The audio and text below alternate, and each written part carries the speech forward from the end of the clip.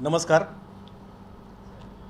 मला सुरुवातीलाच हे सांगायचं आहे की माझ्या आजपर्यंतच्या लढ्याला संविधानिक आणि कायदेशीर आधारसुद्धा आहेत. त्याबद्दल माझ्यातर्फे कायदेशीर बाजू मांडणारे ॲडव्होकेट असीम सरोदे विस्तृत माहिती तुम्हाला देतीलच. पहिल्या दिवसापासून माझा मुद्दा एकच आहे की मला काढून टाकण्याआधी मला काढण्याचं कारण, तक्रारी याबद्दल मला कुठलाही मेल किंवा लेखी नोटीस का आली नाही. प्रोडक्शन हाऊसकडून चॅनललाही तसा मेल किंवा नोटीस का गेली नाही. माझ्यावर असलेल्या आरोपांबाबत माझी बाजू ऐकून का घेतली नाही.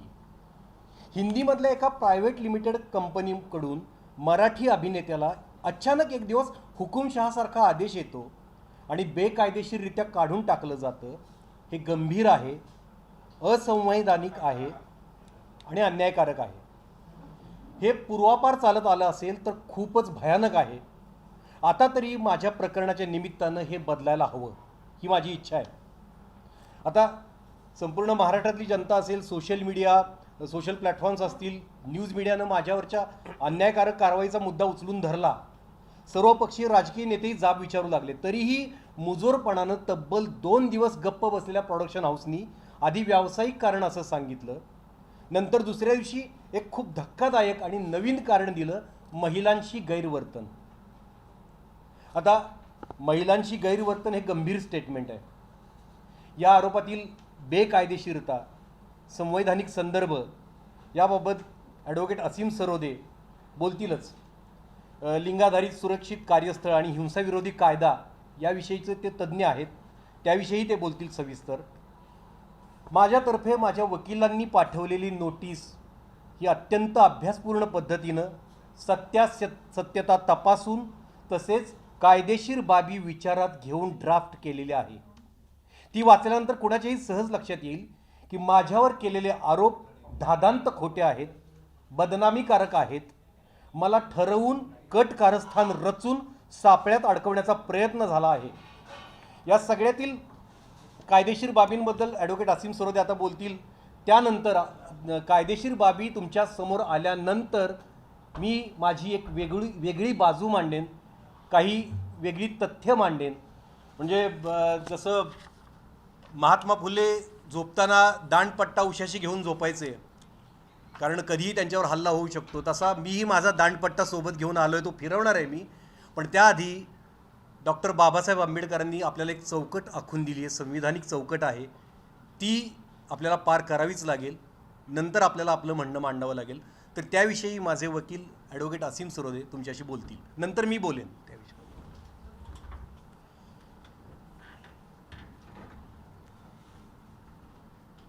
किरण माने अत्यंत ताकदवान कलावंत आहेत आणि त्यांच्यासोबत जे झालं ते काही नवीन नाही, ते फक्त पुढे आलेलं आहे.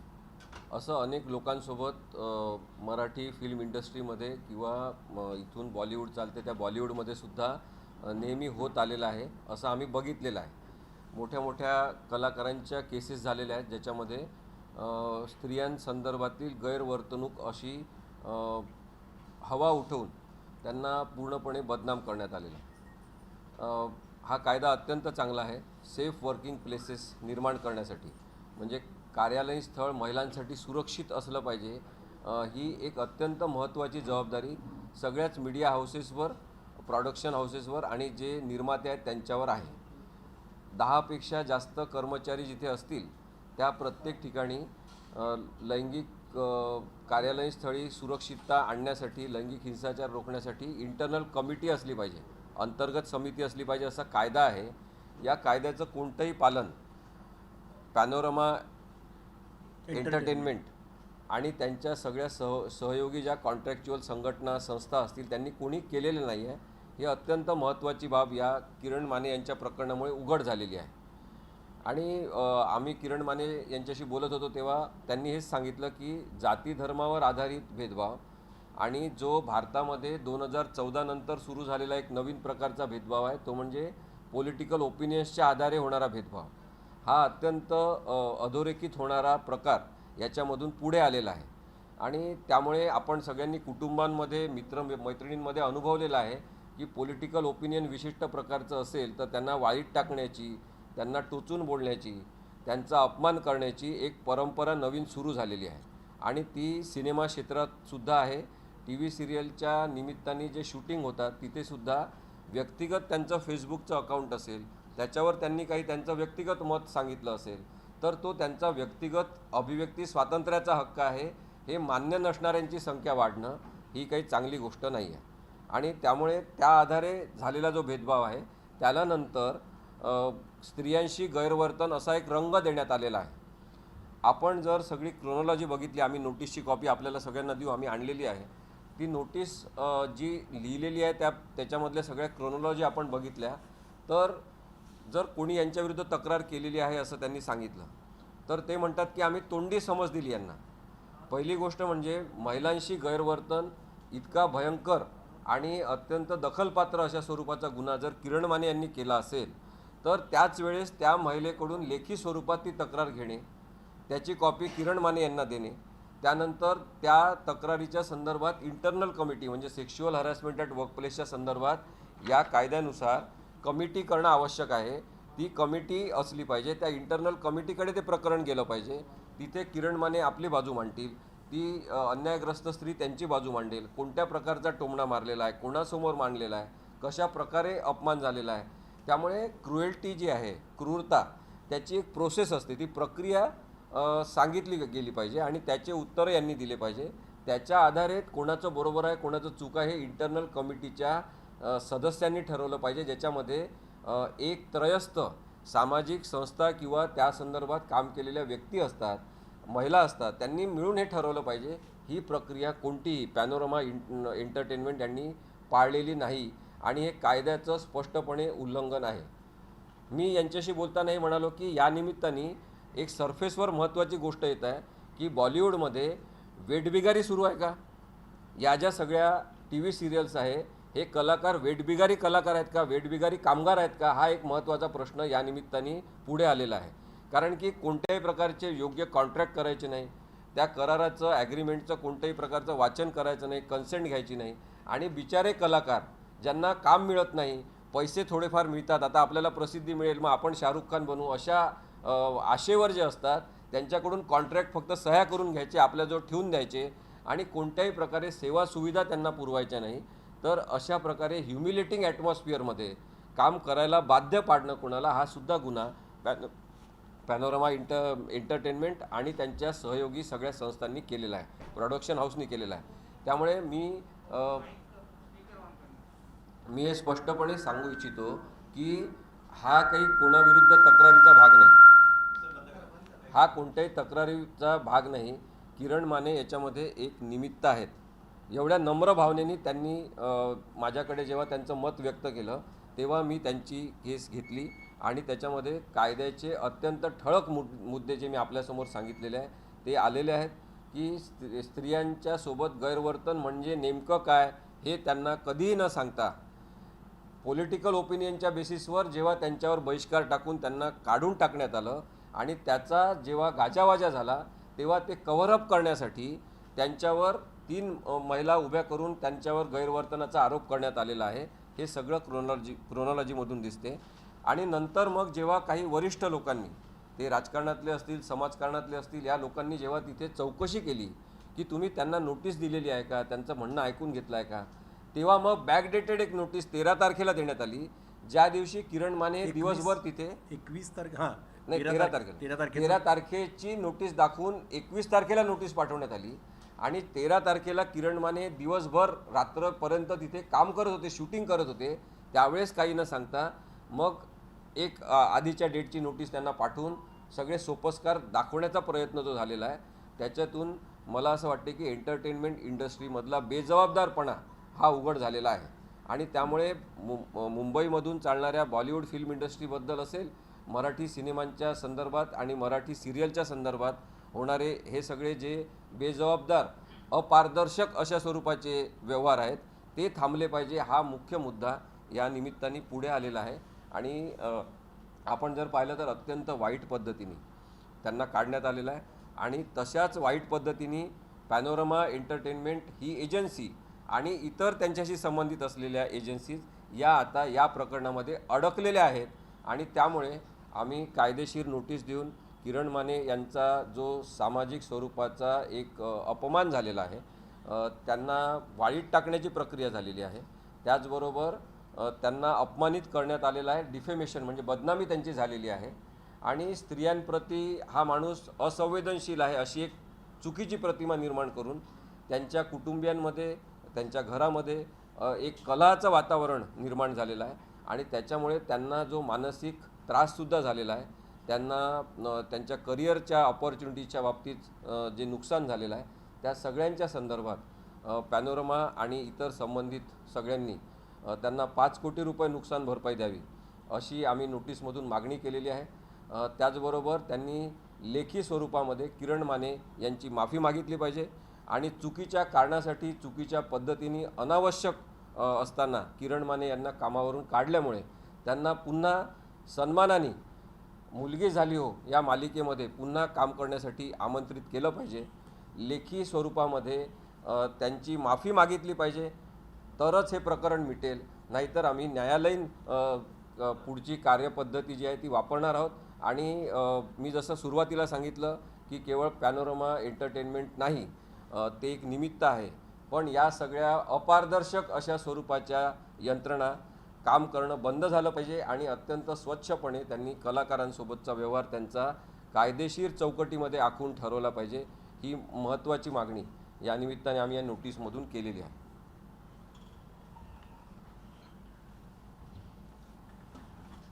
काही चुका आणखीही केलेल्या आहेत प्रोडक्शन हाऊसनी, त्या पण कायदेशीर याच्यात आपण नोटीसी त्या तुम्ही वाचू शकाल.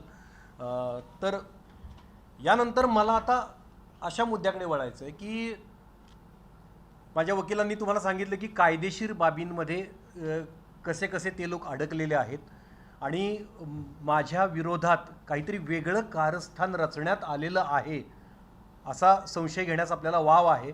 कारण हे सगळं म्हणजे जेव्हा ते सांगतात की आता सांगतात की एका महिलेची तक्रार त्यांच्याकडे लेखी गेली होती, आता ती माहीत नाही मला, गेली असेल त्यांच्याकडे, बोलताना 3 महिला बोलताना आपल्याला दिसतात. मग इतर 2 महिलांनी तक्रार का केली नाही? त्यांनी का तक्रार केली नाही? मग त्यांनी सहन केलं का असं सगळं? हे संशयास्पद आहे. अशा अनेक गोष्टी आहेत की त्यानंतर 4 महिला माझ्या बाजूनेही बोलायला आल्या, ते पण झालं. त्यांनाही त्यांची अडवणूक थोडीफार झाली होती, पण ते आपण नंतर बोलूया. मला आता असं म्हणायचं आहे की आपण आता एका व्यापक मुद्द्यावर येऊया. जसं असीम सरोदे म्हणाले की फिल्म इंडस्ट्रीत ह्या गोष्टी चालतात आणि माझ्या निमित्तानं या गोष्टी बंद झाल्या पाहिजेत. ॲग्रीमेंटमध्ये पारदर्शकता पाहिजे, कलाकारांना सुरक्षितता हवी, प्रत्येक कलाकाराला सुरक्षितता हवी. मी म्हणत नाही माझ्या विचारधारेचा आणि तुझ्या विचारधारेचा काही नाही. प्रत्येक जो कलाकार आहे त्याला काम करताना प्रत्येकाला एक भीती असते की आज मी आहे सिरियलमध्ये आणि उद्या असेन की नाही मला सांगता येत नाही. मग त्याला हंजी करावी लागते प्रोडक्शन हाऊससमोर, प्रोडक्शन हाऊसच्या माणसांसमोर, डिरेक्टरसमोर आणि त्याला चॅनलसमोर. हे का? त्यानं त्याचं काम करणं महत्त्वाचं आहे. तर मला आता यापुढे मला थोड्या वेगळ्या मुद्द्यावर बोलायचं आहे. आता माझ्यावर झालेल्या आरोपांबद्दल तुम्ही कायदेशीर स्पष्टीकरण ऐकलं, त्यानंतर आता तुमच्या लक्षात येईल की मी जे पहिल्यापासून सांगतोय की सेटवर चालणारा छुपा जात वर्चस्ववाद आणि माझ्या फेसबुकवरील पुरोगामी विचारधारा मांडणाऱ्या तिरकस राजकीय भाष्य करणाऱ्या पोस्ट हे या सगळ्याचं मूळ कारण असावं असा संशय घेण्यास पुरेसा वाव आहे. हेच मी सुरुवातीपासून तुम्हा सगळ्यांना सांगत होतो, डे 1 पासून. आता या निमित्ताने मला एकूणच आमच्या क्षेत्रातल्या जातीयवादावर बोलायचं आहे. आणि जातीयवादावर बोलतोय मी म्हणजे काहीतरी भयानक करतोय असं नाही. जातीयवाद धर्मवाद कुठे नाही हो, सगळीकडे अख्ख्या जगात आहे.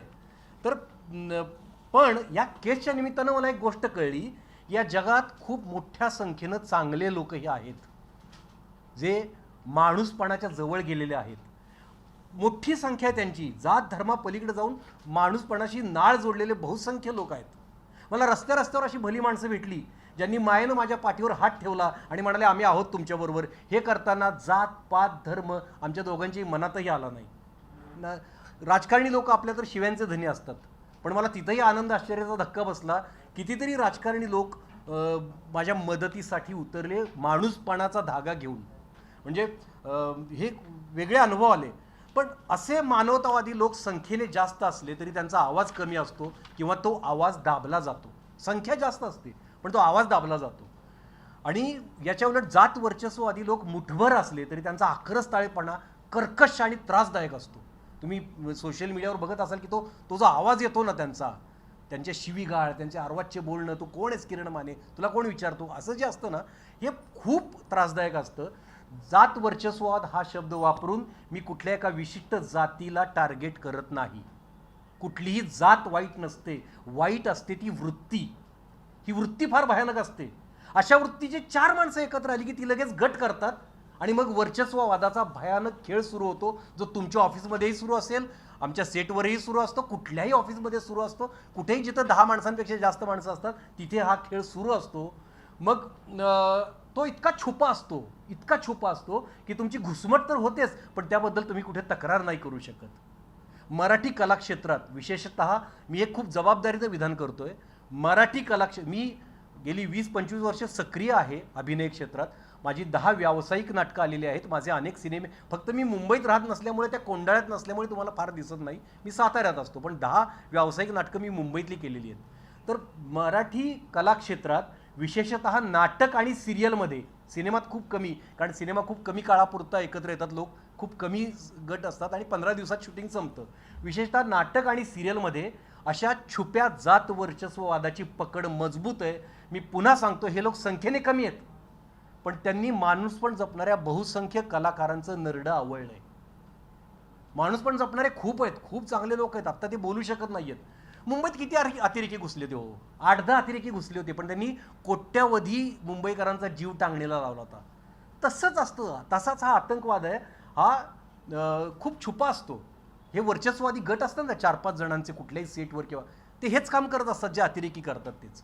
मग तुम्ही त्यांची कारण काय असतं, त्यांची एक स्टिरिओटाईप बोली असते, त्यांचे एक स्टिरिओटाईप रंगरूप असतात ज्यात तुम्ही बसत नाही, त्यांचे एक स्टिरिओटाईप जीवनशैली असते ज्यात तुम्ही बसत नाही, त्यांचे एक स्टिरिओटाईप जेवण खाण असं असतं, आहार जे प्रकार असतात त्यात तुम्ही बसत नाही. मग तुम्ही नाही बसला की तुम्हाला थोडीशी किंचित वेगळी वागणूक दिली जाते जी तुम्ही पिनपॉईंट नाही करू शकत. किंचित वेगळी वागणूक दिली जाते जी तुम्हाला त्रासदायक. तुम्ही जर कोणाला सांगितलं की माझ्या सेटवर असं चालतं आणि तो बाहेरून बघायला आला, तो बाहेरून सगळं आलबेल दिसतं, वा किती छान चाललंय, काहीतरी उगाच तक्रार करतोयस तू, पण हे खूप छुप्या पद्धतीनं तुम्हाला ते मायक्रो ॲग्रेशनला सामोरं जावं लागतं. परदेशात याला मायक्रो ॲग्रेशन नावाचा शब्द आहे आणि त्याच्याविषयी परदेशात कायदेही आहेत. बऱ्याच मल्टीनॅशनल कंपनीत याच्याविषयी कायदे आहेत, पण आपल्याकडे ते आता झालं पाहिजे. डॉक्टर बाबासाहेब आंबेडकरांनी समानता आणली संविधानानं, पण ती समानता आता आचरणात आली पाहिजे. आचरणात अजून आलेली नाही. तर हे असे पद्धतीने तुम्हाला पिनपॉईंट करता येत नाहीत आणि अशा प्रकारच्या त्रासाचा मी बळी ठरलो आहे. आजही असंख्य कलावंत बळी ठरतायत. फक्त पोटा पाण्यासाठी त्यांना तोंड उघडता येत नाही. मला उद्या काम मिळणार नाही असं त्यांना वाटतं. मला कितीतरी जणांनी धमकी दिली, किरण तुला कोणी काम देणार नाही तू जर हे केलंस तर. ही धमकी का? या धमकीमुळे बरेच जण गप्प बसतात, पण मी आता गप्प बसणार नाही. मी मगाशी म्हटल्याप्रमाणे माणूस पण जपणाऱ्यांची संख्या जास्त आहे. हे जर एक झाले, यांनी जर आवाज उठवला तर हे मुठभर जात वर्चस्ववादी ठेचायला वेळ लागणार नाही. माझ्या कलाक्षेत्रावर अतोनात प्रेम आहे. माझ्या कलाक्षेत्रातल्या सगळ्या कलाकारांवर मी खूप प्रेम करतो, त्यांचा खूप आदर माझ्या मनात आहे. म्हणून मला हे क्षेत्र सुंदर करायचं आहे.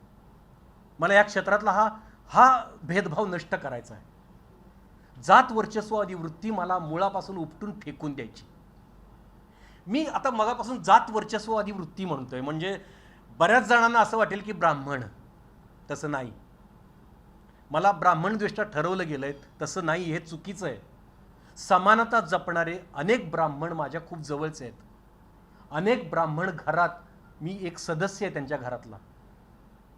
परवा माझ्या बाजूने ज्या महिला सहकलाकार माझ्या बाजूने उतरल्या त्यातल्या 99% ब्राह्मण होत्या. मी जर ब्राह्मण द्वेष्टा असतो तर त्या माझ्या बाजूने आल्या नसत्या. मी तसा नाही आहे. मला वर्चस्ववाद मंजूर नाही.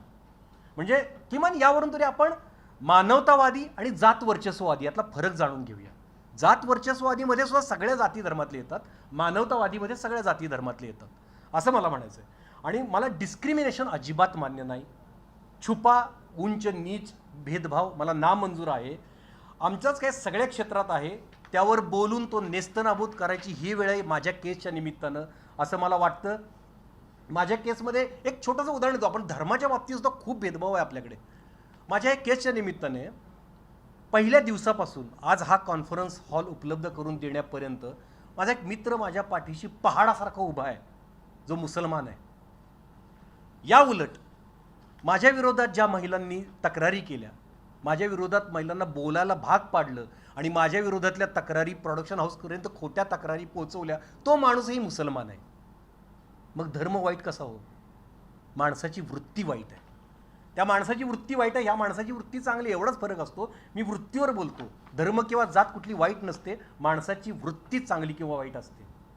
माझ्या केसच्या निमित्तानं आपापल्या क्षेत्रातली अशी माणसात श्रेष्ठ कनिष्ठता ठरवणारी वृत्ती नेस्तनाबूत करूया. छत्रपती शिवराय, शाहू फुले आंबेडकर यांच्या मनातलं समतेचं राज्य संविधानानं आणलेलंच आहे. आता आपण ते आचरणात आणूया. माझ्या प्रकरणात या जीवघेण्या वृत्तीचा हैदोस आपल्याला बघायला मिळाला. आपली स्टिरिओटाईप बोली, भाषा, रंग, रूप, गाव, जीवनशैली नसलेला सोशल मीडियावरून आपल्या विरोधी म्हणजेच पुरोगामी विचारधारा मांडणारा एक आपल्यापेक्षा खालचा नट आपल्या समोर लोकप्रिय होतोय. त्याच्यासाठी म्हणून खास सीन्स लिहिले जात आहेत.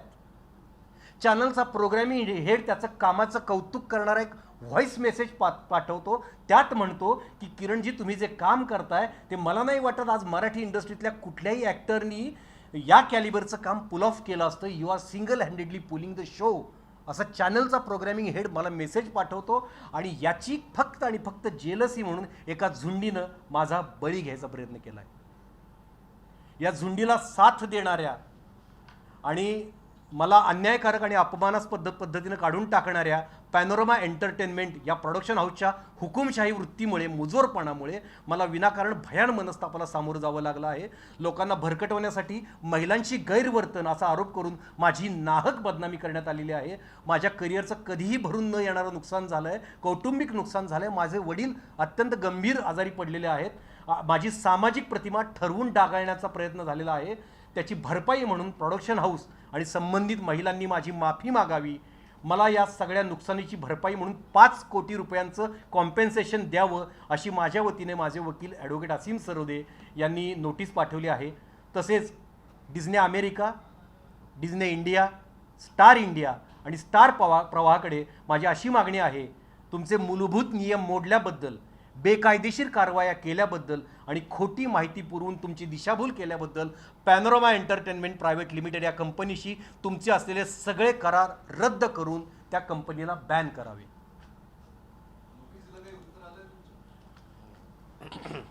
नोटीस आत्ता त्यांना मिळालेली आहे आणि जसं आत्ता किरण मानेंनी सांगितलं तसं आम्ही Star India Private Limited, Walt Disney company India, तसंच त्यांच्या अमेरिकेतली वॉल्ट डिस्ने कंपनी या सगळ्यांना सुद्धा नोटिसेस पाठवलेल्या आहे. ईमेलनी सुद्धा नोटिसेस पाठवलेल्या आहे. काही जणांना आत्ता नोटीस मिळालेल्या आहेत कालच, त्यामुळे उत्तर अजून कोणाचे आलेले नाही आहे.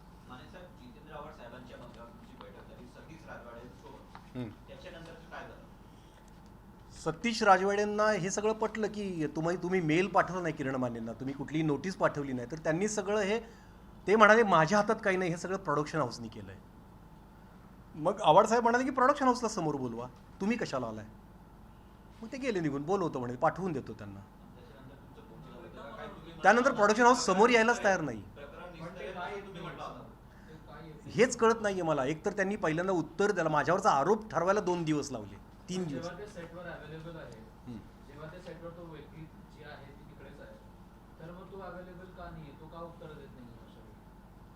तेच काय माहीत नाही, ते उत्तरं देत नाहीत, ते समोर येत नाहीत, मला कुठलाही फोन करत नाहीत की या समोर बोलायला म्हणून.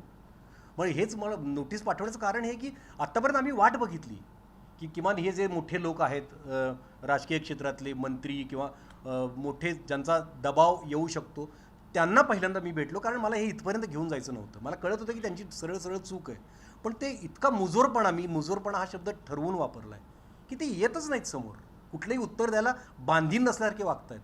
आणि खरं सांगू का, हे कशामुळे झालं आहे? आजपर्यंत इतिहासात चॅनल सुरू झाल्यापासून जेव्हा जेव्हा कुठल्या कलाकाराला काढून टाकलं आहे, त्या कलाकाराने आवाज उठवलेला नाही आहे. त्याला भीती स्वतःच्या करिअरची आहे. आणि त्यामुळे त्यांना असं वाटतं की कौन आहे किरण माने, कौन आहे, कहाँ का है, सातारा का, कौन पूछता है उसको, असं झालं आहे. तेच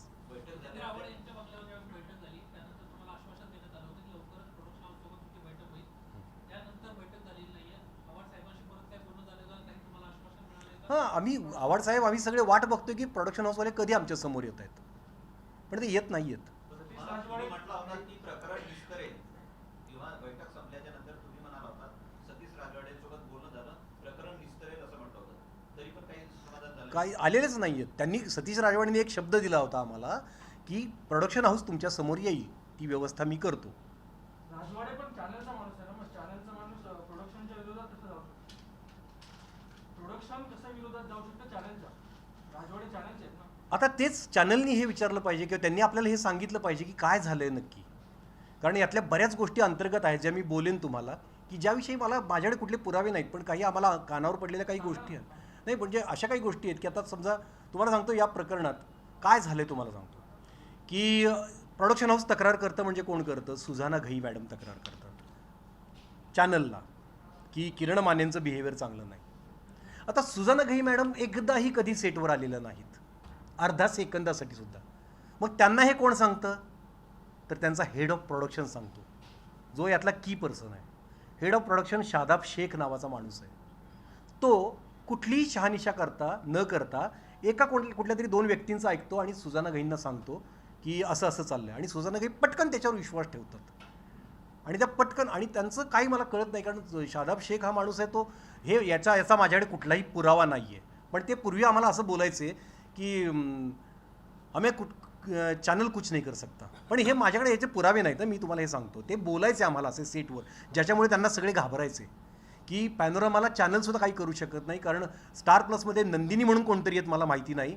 त्या नंदिनींचा पैसा म्हणे पॅनोरामा एंटरटेनमेंटमध्ये आहे, त्यामुळे नंदिनी आमच्या हातात आहेत, असं ते म्हणायचे. शादाब शेख असं म्हणायचे आम्हाला, हे आम्हाला माहीत नाही, असे म्हणायचे. त्यामुळे आम्हाला चॅनलसुद्धा आम्हाला काही बोलू शकत नाही असं ते म्हणायचे.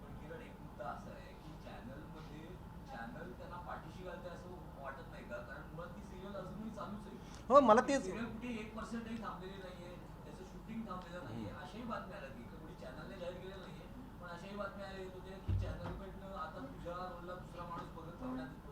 आता काय, मला काढलं ना त्याच्या आदल्या दिवशी तो येऊन राहिला होता तिथे.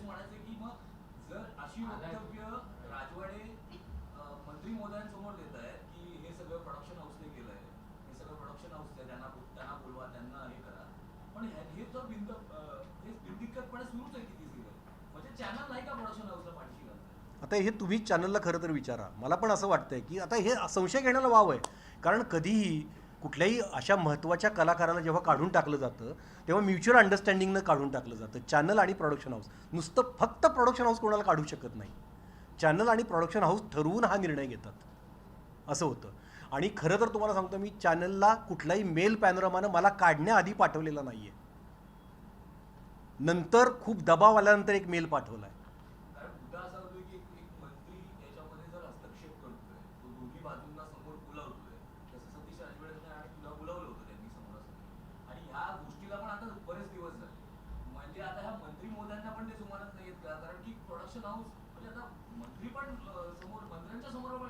तुम्हाला मी एक म्हणालो की मानवतेच्या बाजूने बोलणाऱ्यांचा आवाज दाबला जातो. त्या मंत्र्यांचा पण आवाज कदाचित दाबला गेला असेल, असं पण आहे. मंत्र्यांमध्ये चांगली माणसं मला भेटली आहेत, पण त्यात मंत्र्यांमध्ये 10 मंत्री जर चांगले असतील तर 2 कुठले तरी असे सत्ताधारी आहेत जे विषारी वृत्तीचे आहेत, ज्यांनी त्यांचा आवाज दाबला असेल. कुणाच ठाऊक, म्हणजे असं आपल्याला काय. आता ते कसं आहे ना की ते मंत्री मनापासून माझ्या पाठीशी उभे राहिले, त्यांना मी कुठलाच दोष देऊ शकत नाही, कारण अतिशय त्यांचं कुठलंही कारण नसताना ते माझ्या पाठीशी उभे राहिले. पण आता नंतर काय झालंय मला कळत नाही. पण खरं तर सगळ्यांनी मिळून माझा एकच प्रश्न आहे हो, की मला हे आधी का नाही कल्पना दिली तुम्ही, मला हे सांगितलं का नाही, मला कुठली नोटीस का नाही. एवढं गंभीर गुन्हा जर तुम्हाला वाटत असेल. बरं, महिलांनी आरोप काय केलेत तर हा टॉन्टिंग करत होता, हा स्वतःला हिरो समजत होता, हा मी करत होता. हे गैरवर्तन नाही म्हणतायत ना. दुसरी गोष्ट, तिथं आरोप करताना तुम्ही बघाल तर एका डायरेक्टरची पण तक्रार आहे, जो पुरुष आहे, एक हिरो पुरुष आहे, तो पण माझ्या विरोधात बोलतोय. मग पुरुष कलावंतही बोलत आहेत, मग तक्रार करताना फक्त महिलांची गैरवर्तन असं का दिलं? म्हणजे मला बॅकफुटवर घालवण्यासाठी आणि मीडियाला भरकटवण्यासाठी हे विधान केलं गेलं असावं. कारण मग सहकलाकारांची गैरवर्तणूक असं करायला पाहिजे होतं. मला माहिती की एक ठराविक गटच माझ्या विरोधात आहे, अख्खं युनिट मला सांगतंय की किरणजी आम्ही तुम्हाला मिस करतोय, किरणजी परत या. स्पॉटबॉयपासून लाईटमनपर्यंत प्रत्येक जण मला फोन करतोय की किरणजी आम्ही तुम्हाला मिस करतोय. कुणाचीच तक्रार नाही, एका गटाची तक्रार आहे विशिष्ट. आणि ती शादाब शेख नावाचा माणूस जे सांगतो ते ऐकतात आणि प्रोडक्शन हाऊस पुढे चॅनलचं काहीच चालत नाही असं चित्र मला दिसतंय आत्ता. मग त्याचं कारण हे असावं का की जे शादाब आम्हाला सांगायचा हे असावं का? त्याचा शोध तुम्ही पत्रकारांनी घ्या, त्यांना ते प्रश्न विचारा.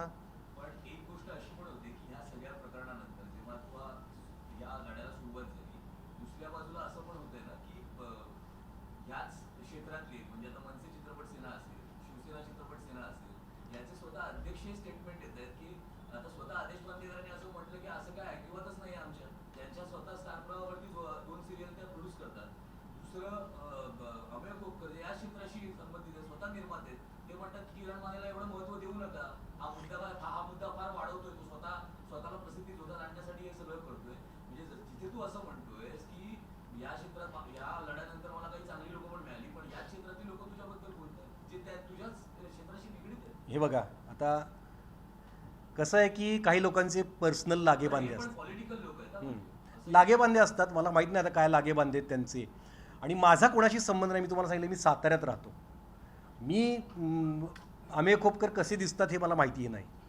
आदेश बांदेकर 6 वाजता ते पैठणीचा कार्यक्रम असतो त्यात मी त्यांना बघतो, एवढीच माझी ओळख. आणि ते निर्माते आहेत आणि त्यांच्यात स्टार प्रवाहाबरोबर सिरियल सुरू आहेत हे पण लक्षात घ्या. म्हणजे ते स्टार प्रवाहाबरोबर कॉन्ट्रॅक्टमध्ये आहेत आणि तिथे त्यांचा मुलगा काम करतो आणि ते त्यात आहेत. तर कदाचित त्यांना बिचारांना बोलावं लागलं असेल असं. आणि प्रसिद्धीचं म्हणाल तर मी अभिनेता म्हणून प्रसिद्ध आहे, मी अँकर म्हणून प्रसिद्ध नाही किंवा एखादा TV प्ले गेम शो चालवत नाही. मी अभिनेता म्हणून प्रसिद्ध आहे. माझी 10 व्यावसायिक नाटकं आलेली आहेत. जेवढं करिअर माझ्यावर ज्यांनी आरोप केला आहे प्रसिद्धीचा त्यांचं पण नसेल. 10 व्यावसायिक नाटकं आलीत. त्यातली एक नाटक मी स्वतः लिहिलं आहे, एक नाटक मी स्वतः सहलेखक आहे आणि दिग्दर्शक आहे. असे अनेक नाटकं की मी त्या लिखाण प्रक्रियेपासून ते नाटक बसवण्यापर्यंत मी त्यात आहे. अशी 10 व्यावसायिक नाटकं, त्यातली 8 माझी लीड रोलमधली नाटकं आहेत आणि जी नामवंत संस्थांनी प्रोड्यूस केलेली आहेत. साधीसुधी नाहीत नाटकं. नाट्यक्षेत्रातली जवळजवळ सगळी अवॉर्ड्स असतात अभिनयाची, ती मला मिळालेली आहेत. तर असं असताना मला प्रसिद्धीचा का सोस असावा? आणि माझ्या बॅक टू बॅक 2 सिरियल्स, माझ्या नवऱ्याची बायको आणि मुलगी झाली हो, सलग गेली 6 वर्ष नंबर 1ला आहेत TRPमध्ये. मला प्रसिद्धीची काय गरज आहे? आणि प्रसिद्धीसाठी मी स्वतःला काढून घेऊ सिरियलमधून? म्हणजे मी माझ्या अन्यायासाठी आवाज उठवला तर प्रसिद्धीसाठी, आणि मी घरात गप्प बसलो तर चालेल तुम्हाला अन्याय सहन करू? तर हे प्रत्येकानं आपापल्या सोयीने केलेलं विधान आहे. अमेय खोपकरांनी केलं असेल, पण ते अमेय खोपकर नंतर काही बोलले नाहीत. एकदा काहीतरी केलं, पण मला असं वाटतं की तो पण सेन्सिबल माणूस आहे, त्या या क्षेत्रातला आहे. नंतर त्यांनी दुसरी बाजू ज्यावेळी महिलांची पुढे आली त्यानंतर खरोखर मी बघत होतो की खोपकर साहेब काय बोलतील का. मी त्यांचा नंबर मिळवून त्यांना मेसेजही केला की काय बोलतील का, पण त्यांनी त्यानंतर बोलले नाहीत. हे खरंच खूप चांगलं केलं. म्हणजे अमेय खोपकरांचं त्यावेळी माझा आदर वाढला की बाबा त्या माणसानं सुरुवातीला ज्यावेळी महिलांचं स्टेटमेंट आलं त्यावेळी कुणीही चिडेल त्या पद्धतीने ते चिडले, पण नंतर ते काहीही बोलले नाहीत त्या विषयावर. एक अशी पण गोष्ट होती की तू पवार साहेबांना भेटायला गेलास. पण तू मुख्यमंत्र्यांना भेटायचा प्रयत्न केलास का? कारण जर तुला वाटतं की तुझ्यावरती भयंकर अन्याय झालाय तर मुख्यमंत्री पण तुला न्याय देऊ शकतील, कारण एका कलाकाराला काढून टाकणं ही वाईटच बाब आहे. पण मग तू मुख्यमंत्र्यांना समज, कारण ह्याच्यामध्ये असेही आरोप होतात की मग फक्त तू राष्ट्रवादीचाच अजेंडा चालवतोय. तो एक आरोप तुझ्यावर तो एक आरोप माझ्यावर खूप मोठा आहे. मला या निमित्तानं बोलायला आवडेल. राष्ट्रवादी या पक्षाशी माझा काहीही संबंध नाही. मी स्पष्ट सांगतो. शरद पवारांना भेटायला जाण्याचं एकमेव कारण होतं जे मी त्या दिवशीही सांगितलं होतं की महाराष्ट्राच्या सांस्कृतिक क्षेत्राची खडानखडा माहिती असलेला विचारी, विवेकी, संवेदनशील माणूस, पुरोगामी विचारांचा नेता शरद पवार आहेत. एवढं एकच कारण आहे. आणि मला फक्त माझी कैफियत त्यांच्यासमोर मांडायची होती. म्हणजे मी जे म्हणत होतो की मला राजकीय पोस्टवरून काढलं, ज्याचे पुरावे मी तुम्हाला देणार आहे, आता माझ्याकडे आहेत की त्याची डॉक्युमेंट्स आहेत की मी केलेली पोस्ट, त्यानंतर स्टार प्रवाहाच्या पेजवर झालेलं कॅम्पेन, त्यानंतर अशा पडलेल्या पोस्ट की लवकरच किरण मानेंचा बाजार उठणार आहे, प्रोडक्शन हाऊस फायनान्सरची माहिती आम्ही काढलेली आहे आणि लवकरच अशा पोस्ट, आणि त्यानंतर मला काढलं जाणं, हा सिक्वेन्स मी पवारसाहेबांना सांगितला. त्यानंतरचं पवारसाहेबांनी जे काय करायचं ते त्यांच्यावर आहे. आणि मी राष्ट्रवादीचं नाही. मी राष्ट्रवादीचं असतो तर मला अतुल लोंढे, काँग्रेसचे प्रवक्ते, ते पहिल्या दिवसापासून शरद पवारांच्याही आधी ते माझ्या पाठीशी उभे राहिले ठामपणे. अतुल लोंढेंचं एक वाक्य मला खूप आवडलं की ते म्हणाले की किरण, हा अभिव्यक्ती स्वातंत्र्याचा मुद्दा आहे. इथे भाजपाचा जरी एखादा विचारधारा मांडणारा नट असता आणि त्याला काढून टाकलं असतं तरी मी त्याच्या पाठीशी उभा राहिलो असतो. मी तुझ्या पाठीशी उभा राहणार कारण हा अभिव्यक्ती स्वातंत्र्याचा मुद्दा आहे. आणि अतुल लोंढे आजपर्यंत माझ्या पाठीशी आहेत. ते काँग्रेसचे आहेत, ते नाही लक्षात येत तुमच्या. किंवा बरेच लोक आहेत असे वेगवेगळ्या पक्षाचे लोक आहेत. मी कुठल्या एका पक्षाचा नाही हे मी ठामपणे सांगतो. की मुख्यमंत्री पण कलाकार प्रेमी आहेत त्यांच्या. हो मी जाईन मग आता कदाचित त्यांच्याकडे जाईन. मला आत्तापर्यंत असं काय म्हणजे शरद पवारांना भेटल्यानंतर मला असं वाटलं होतं की काहीतरी यातून मार्ग निघेल आणि निघेलही मार्ग. पण किमान माझी बाजू मला मांडावीशी वाटली त्यांच्यापर्यंत. आणि दुसरी गोष्ट पवार साहेबांच्या तिकडून मला निरोप आला होता की 10:30ला भेटायला ये म्हणून. म्हणजे ते कुणीतरी वेळ मागितली असेल मला माहीत नाही माझ्या मित्रांपैकी. पण मी स्वतः नव्हता कॉन्टॅक्ट केला पवार साहेबांना. मला मुंबईवरून फोन आला की तू कुठे आहेस, साताऱ्यात आहेस, उद्या सकाळी 10:30ला पवारसाहेबांना भेटायला ये. मी स्वतःहून मी हे एक सांगतो, मी स्वतःहून कुठल्याही नेत्याकडे गेलेलो नाही. आव्हाड साहेबांनी सुद्धा मला बोलवून घेतलं फोन करून. मला बऱ्याच बाळासाहेब थोरातांनाही मी भेटलेलो आहे, त्यांनीही बोलवलं होतं मला. असे अनेक म्हणजे काँग्रेसचे पण नेते आहेत, त्यात शिवसेनेचे कितीतरी नेत्यांचा मला फोन येऊन गेला आहे. अशा बऱ्याच नेत्यांचे मला फोन येऊन गेले. तसं काय मी कुठला एका पक्ष, पण कसं की राष्ट्रवादीचं असं आहे की आता मी पोस्ट करतो, शरद पवारांच्यावर 2-3 पोस्ट केल्या, त्यामुळे बऱ्याच जणांना वाटलं की मी राष्ट्रवादीचा आहे. मनमोहन सिंगांच्यावरही मी पोस्ट केली आहे, मी सोनिया गांधींवरही पोस्ट केली, मी राहुल गांधींवरही पोस्ट केली, राजीव गांधींवर पोस्ट केली, मी अटल बिहारी वाजपेयींवर पोस्ट केली. पण ते उगाचाच एक ठपका बसला की हा राष्ट्रवादीचा आहे. तर तसा माझा काहीही काडीचाही संबंध नाही. महिलांनी तुमच्यावर कथित आरोप केलेले आहेत. आलं तुम्हाला त्याच्या आधी काही शंका आली होती की अशा पद्धतीचं काही कारस्थान सुरू आहे, अशी शंका आली होती तुम्हाला त्या दरम्यान? मला ग्रुपिझम हा प्रकाराचं एक होतं की ग्रुपिझम आहे आणि ते विचारधारेवरून आहे तिथे, आणि ते काही कारस्थान करू शकतात याविषयी मला बऱ्याच जणांनी सावध केलं होतं. पण मी म्हणालो की नाही, आपलं काम आपण चोख करतोय ना. त्या प्रोडक्शन हाऊसमध्ये कुणीही सांगावं की यानं कधी वेळ पाळली नाही 1.5 वर्षात, यानं कुठल्या गोष्टीची असुविधा असतानाही मी तिथे काम केलं आहे. म्हणजे तिथं माझ्या रूममध्ये फॅन नसायचा, आम्हाला सेपरेट वॉशरूमची सोय नव्हती कलाकारांना, तरीसुद्धा मी कुठलीही तक्रार न करता मी माझा कन्व्हेन्सही कधी मागायचो नाही. इतर कलाकार कन्व्हेन्ससाठी भांडायचे, तर मी इतक्या इमाने इतबारे काम केलं तर मला का काढतील असं मला वाटायचं. म्हणून मला सावध बऱ्याच जणांनी केलं होतं की हा गट खूप कार्यरत आहे आणि या गटाचे वेगळे लागेबांधे आहेत, शादाब शेख या व्यक्तीशी खूप वेगळ्या प्रकारचे लागेबांधे आहेत, तुझ्याविषयी काहीतरी होऊ शकतं. पण मी म्हणायचो मी त्यांच्याशी कुणाशी बोलायला जात नाही, मी येतो, माझं काम करतो आणि निघून जातो, मला का काढतील. पण तुम्ही म्हणताय ते एकदा जाणवलं मला, जेव्हा 5 जानेवारीला मी एक पोस्ट केली जी तिरकस पोस्ट होती की माझ्या थिएटरमध्ये 2 प्रेक्षक असले तरी मी नाटकाचा प्रयोग खचून आम्ही हाऊसफुल असल्यासारखा रेटून करतो कारण आमच्या छातीत दम आहे.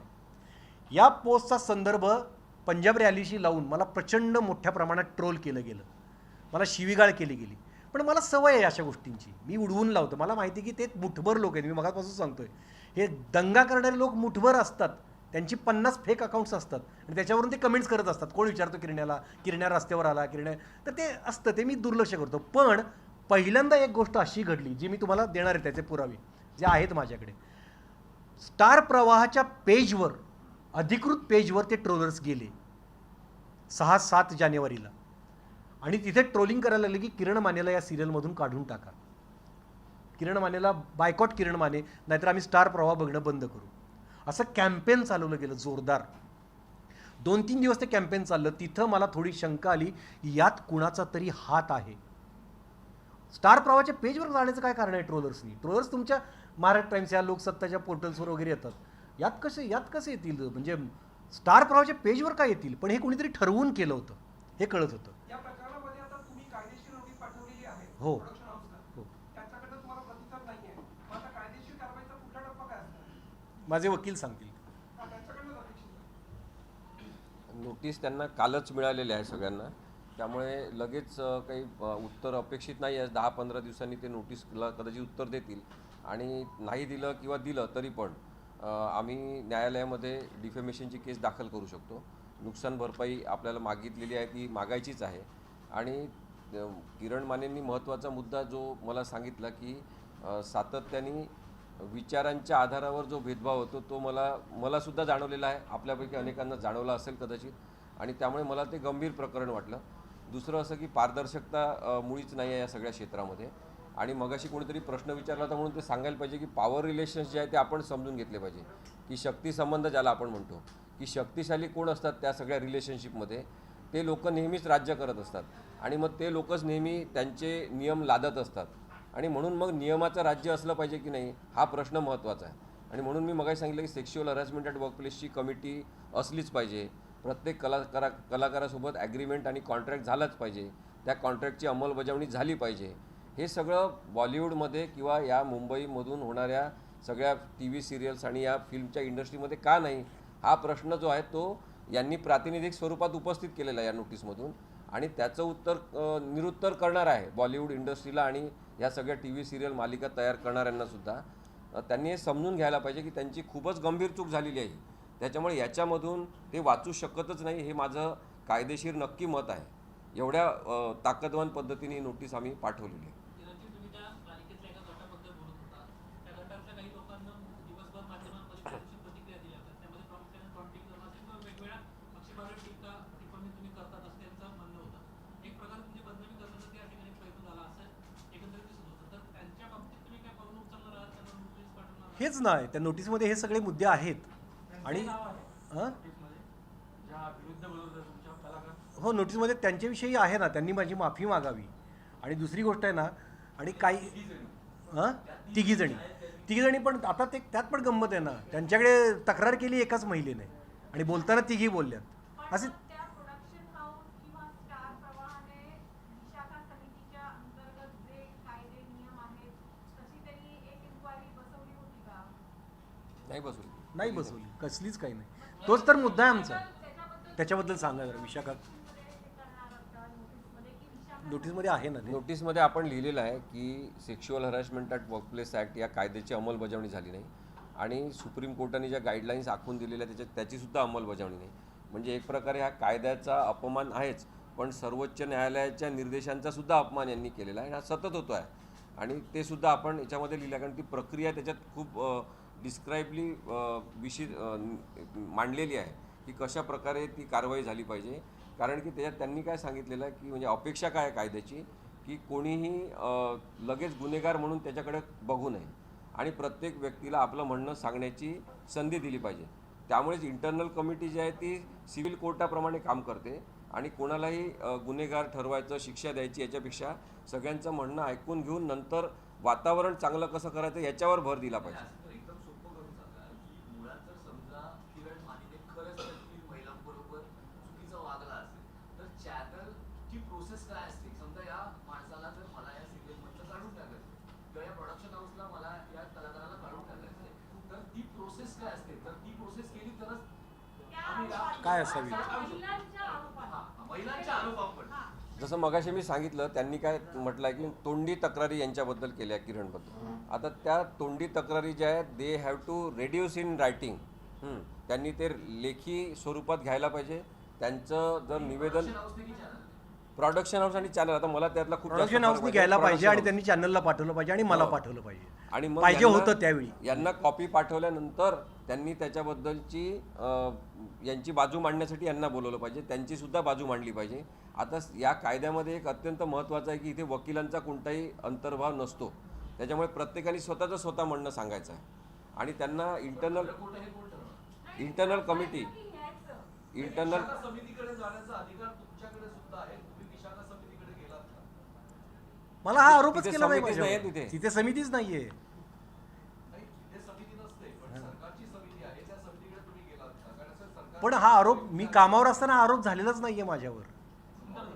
नाही, त्याच्यामध्ये आहे ना ज्याच्यावर आरोप झाले त्यांनी जायचं नाही आहे.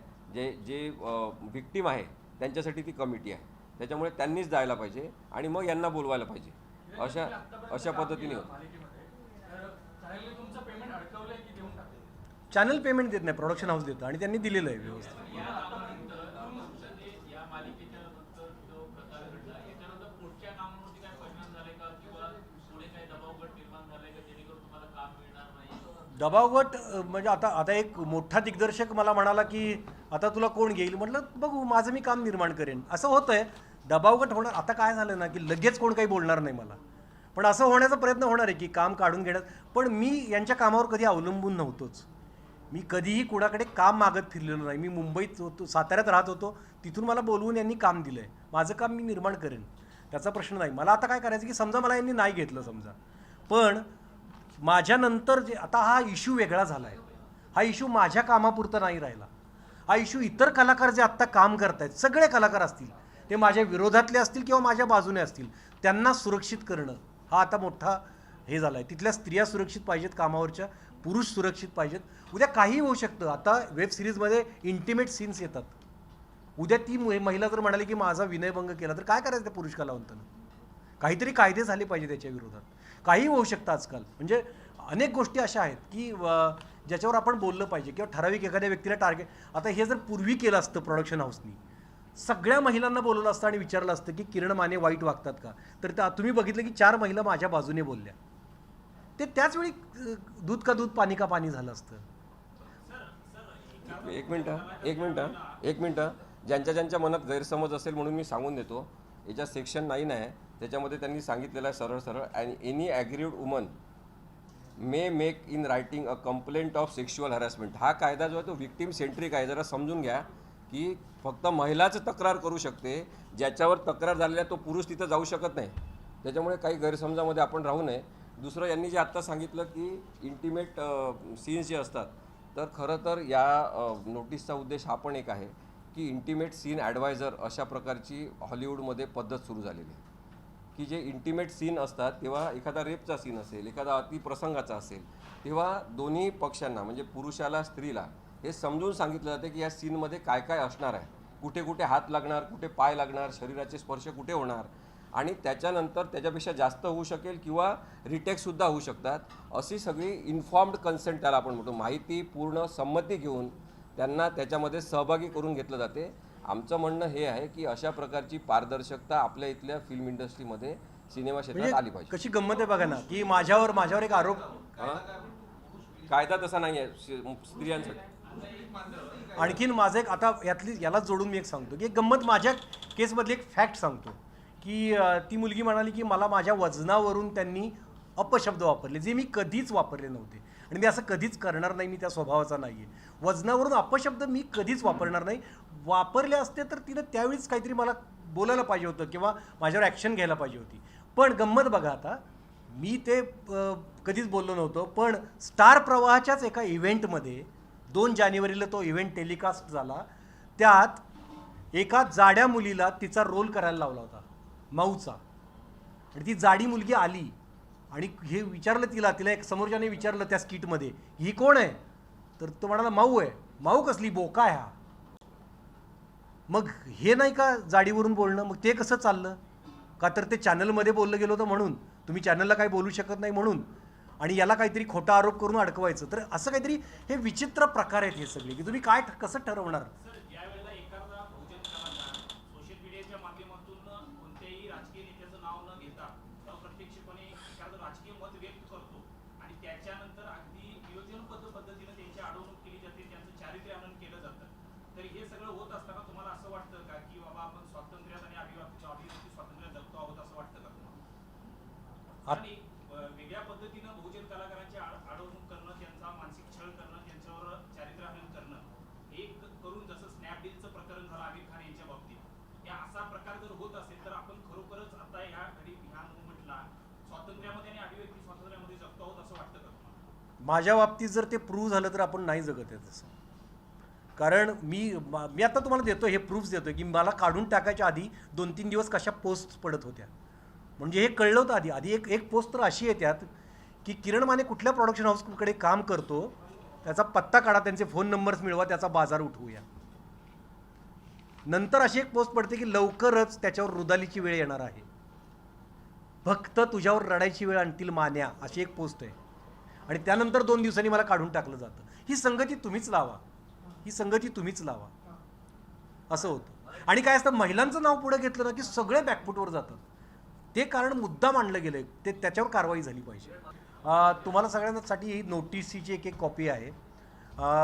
त्यानंतर सोशल मीडियावर ज्या पद्धतीचा सिक्वेन्स घडला, माझी पोस्ट, त्यानंतर स्टार प्रवाहावर चालवण्यात आलेलं कॅम्पेन, त्यानंतर पडलेल्या पोस्ट्स, असं एक तुम्हाला सिक्वेन्सचं डॉक्युमेंट्स तुम्हाला देतो आहे. आणि कोणाला काही प्रश्न?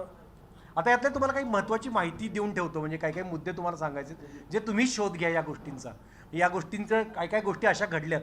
जसं मी तुम्हाला सांगितलं की मी एक फेसबुक लाईव्ह बघितलं. संभाजी ब्रिगेडचे काही लोक शूटिंग बंद पाडायला गेले होते आणि त्यांनी प्रदीप कणसे नावाचे ते संभाजी ब्रिगेडचे कार्यकर्ते आहेत, त्यांनी एक फेसबुक लाईव्ह केलं होतं जे बघून मला धक्का बसला. जे तुम्ही बघा आणि मग नंतर त्याच्यावर विचार करा किंवा त्यांना फोन करून विचारा. मी हे बघितलं तर तुम्हाला सांगतोय की ते म्हणाले की आम्ही शूटिंग बंद पाडायला गेलो, मुलगी झाली होतं. त्याचं सगळं आम्ही फेसबुक लाईव्ह केलं आणि त्या घटनेचं, कारण याच्यानंतर काही आरोप होतात, तुम्ही तोडफोड केली, तुम्ही नुकसान केलं. त्यामुळे आम्ही गेलो, शूटिंग बंद करा असं आवाहन केलं आणि नंतर पोलीस त्यांना पकडून घेऊन गेले. ते पोलीस स्टेशनमध्ये आले. त्यानंतरच ऐकून घ्या किती गंभीर आहे हे बघा तुम्ही. पोलीस स्टेशनमध्ये गेल्यानंतर एक लाईन प्रोड्युसर, मुलगी झाली होता लाईन प्रोड्युसर, जो लोकल हे बघणारा, तो एक निवेदन घेऊन आला. तो म्हणाला यांना सोडू नका, एका महिलेचा यांनी विनयभंग केला आहे. त्या महिलेचं नाव त्या तिघींमधलीच एक महिला होती असं त्यांनी सांगितलंय त्या फेसबुक लाईव्हमध्ये. तर ते म्हणाले, हे बघा, हे आम्ही संभाजी ब्रिगेडचे लोक आहोत, आम्ही प्रत्येक स्त्रीमध्ये जिजाऊला बघतो, सावित्रीबाईंना बघतो, आम्ही असं कधीच करणार नाही. आणि फेसबुक लाईव्ह आहे. ते बघितल्यानंतर तिथले PSI म्हणाले की यात कुठेही त्या महिला दिसत नाहीत आणि तुम्ही असं कसं आरोप करू शकता की विनयभंगाचा. आणि ते सुटले तिथून. त्यानंतर त्यांनी फेसबुक लाईव्हमध्ये हे म्हटलं की जर आमच्यावर असा आरोप केला जातो संभाजी ब्रिगेडच्या कार्यकर्त्यांवर, तर किरण मानेंना काय त्रास दिला असेल या लोकांनी, असं त्या फेसबुक लाईव्हमध्ये आहे. तर तेही तुम्ही बघा. म्हणजे या मागचे काही गोष्टी अशा बघून घ्या ज्यातून तुम्हाला सत्यासत्यता लक्षात येईल. किंवा लाईन प्रोड्युसर मला फोनवर असं म्हणतो, फोन करून एक दिवस, जो माझ्याकडे फोन रेकॉर्डेड आहे, की ज्यावेळी तुमच्या बाजूने बोलणाऱ्या महिला मुलाखत देत होत्या त्यावेळी मला त्यांना अडव असं सांगितलं जात होतं सेटवरून. हेही संशयास्पद आहे. तो माझ्याकडे फोन रेकॉर्डेड आहे. म्हणजे या सगळ्या गोष्टी फारच. एक ज्युनियर आर्टिस्टचा मला एका बिचाऱ्या ज्युनियर आर्टिस्टचा मला आज एक मेसेज आला आहे व्हॉट्सॲपवर. फक्त मी त्याचं नाव नाही सांगू शकत, त्याच्या पोटावर पाय येईल. तो म्हणाला, सर मी तुमच्या सिरियलला ज्युनियर आर्टिस्ट पुरवतो, मी सुद्धा काम केलं आहे तुमच्याबरोबर, आणि तो माझा व्यवसाय आहे की छोट्या छोट्या रोलसाठी मुलं मुली पुरवणं. तर मी I stand with Kiran Mane hashtag असलेला फोटो माझ्या प्रोफाईल पिक म्हणून लावला, DPला लावला. त्यानंतर तुमच्या प्रोडक्शन हाऊसकडून मला असं सांगण्यात आलं, इथून पुढं तू आऊट, तू यायचं नाहीस आमच्याकडे. असे प्रकार का घडत आहेत याचा विचार करा. आता तो माणूस विचारतो, म्हणतो माझं नाव, त्याचं हातावर पोट आहे, त्याचं नाव नाही मी सांगू शकत. माझ्याकडे आहे तो मेसेज, पण तो आजच आला आहे आणि आज सकाळी आला आहे मला हा मेसेज. तर अशा कितीतरी घटना अशा घडत आहेत जिकडे आपण जरा यातून आपल्याला काहीतरी दिशा मिळू शकते, असं आहे. काय त्यांनी बोलवलं तर नक्की जाईन मी. ते सेन्सिबल व्यक्ती आहे, ती चांगला माणूस आहे. पण आता मला संविधानिक मार्गानेच लढायचं आहे. हे जर ही मुलाखत ऐकून त्यांना जर वाटलं की अरे बापरे हा मुलगा खरं बोलतोय, मी एकतर मुंबईतला नाही, त्यामुळे त्यांना माझ्याविषयी सहानुभूती असण्याची काही कारण नाही. मला असं वाटतं की ते फक्त मुंबईच्या कलाकारांना, मुंबईच्या कलाकारांना बऱ्यापैकी न्याय देतात, मला असं वाटतंय. कारण सातारा म्हटलं की थोडा आम्ही बहिष्कृत असतो. मला पूर्वी मराठी बघा ना, आता हिंदी प्रोडक्शन हाऊसनी मला काढलं एका मराठी कलावंताला. तर आता बघा की मराठी कलावंतांसाठी भूमिका घेणारे कोण कोण असतील ते बोलवतील कदाचित मला, किंवा दुर्लक्षही करतील. पण मी दुर्लक्ष करणाऱ्यातला नाही, मी वेगळा कोणीतरी आहे, हे सगळ्यांनी आता लक्षात घ्यावं. माझं काम मी निर्माण करेन, मला कोणी घ्यायची गरज नाही. आमचा आदर्श नागराज मंजुळे आहे. नागराज मंजुळे एक सिनेमा करतो आणि 10-15 वर्ष सिनेमे केलेले डिरेक्टर्सनं मागं टाकून तो पुढं निघून जातो. स्वतःचा सिनेमा स्वतः त्याने निर्माण केला. आम्ही तसंच आमचं काहीतरी करू. राजकीय वाटचाल होईल याच्यातून नाही? माझी अजिबात इच्छा नाही राजकारणात जायची. बऱ्याच जणांना वाटतं, पण माझी अजिबात इच्छा नाही आहे राजकारणात जायची. नशिबाचं काय होतं पुढे मला माहीत नाही, पण आत्ता तरी मला अभिनयातनं मला आनंद मिळतो, खूप आनंद मिळतो. पुरोगामी विचार मांडण्यातनं आनंद मिळतो. विद्रोही तुकारामाच्या अभंगांचा आजच्या काळाशी जोडून निरूपण करण्यात मला अभिनय इतकाच आनंद मिळतो. या गोष्टीत मी खूप आनंदी आहे. मला दुसरं काही करायची गरज नाही वाटत. ABP माझा, उघडा डोळे बघा नीट.